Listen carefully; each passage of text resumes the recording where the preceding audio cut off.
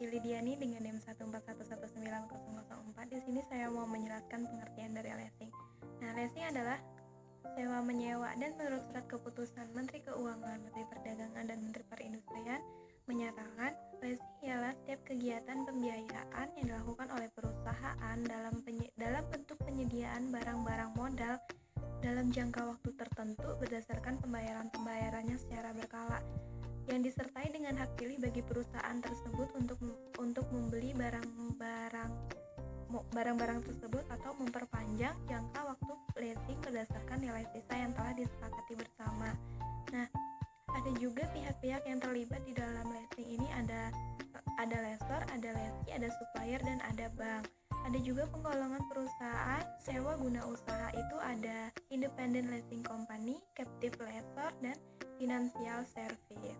Assalamualaikum warahmatullahi wabarakatuh. Perkenalkan, nama saya Desi Patria dengan NIM 141190010. Oke, saya akan menjelaskan ciri-ciri dan jenis-jenis leasing. Ciri-ciri leasing yaitu pertama adalah biasanya ada hubungan jangka waktu lease dan masa kegunaan benda lease tersebut. Yang kedua yaitu hak milik benda lease ada pada lessor. Yang ketiga yaitu benda yang menjadi objek leasing adalah benda-benda yang digunakan dalam suatu perusahaan. Oke, kita lanjut ke jenis-jenis leasing. Jenis-jenis leasing itu ada apa aja sih? Yang pertama adalah kapitalis. Kapitalis merupakan jenis leasing yang perusahaan leasingnya adalah lembaga keuangan. Yang kedua adalah operating lease, yaitu jenis leasing ini berpihak pada lessor membeli barang kemudian disewakan kepada lease dalam jangka waktu tertentu. Yang ketiga adalah sales type lease atau lease penjualan. Lease penjualan ini biasanya dilakukan oleh perusahaan industri yang menjual lease barang dari hasil produksinya. Yang keempat adalah leverage lease. Leasing jenis ini dilibatkan oleh pihak ketiga atau biasa disebut dengan credit provider. Yang kelima adalah cross border lease, yaitu leasing ini jenis biasanya sih dilakukan antar negara. Nama saya Fiza Nurrahma dengan NIM 141190013 dari S1 Akuntansi Pagi semester 2. Di sini saya akan menyebutkan elemen-elemen penting yang terdapat pada leasing. Di leasing terdapat 6 elemen. Yang pertama, suatu pembiayaan perusahaan. Yang kedua, menyediakan barang modal.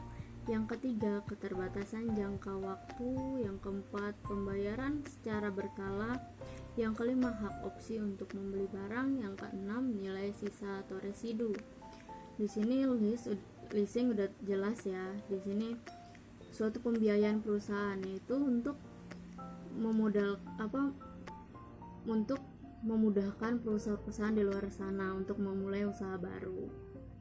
Dan yang kedua, menyediakan barang modal. Jadi leasing itu menyediakan barang-barang yang kita perlukan untuk merintis usaha-usaha.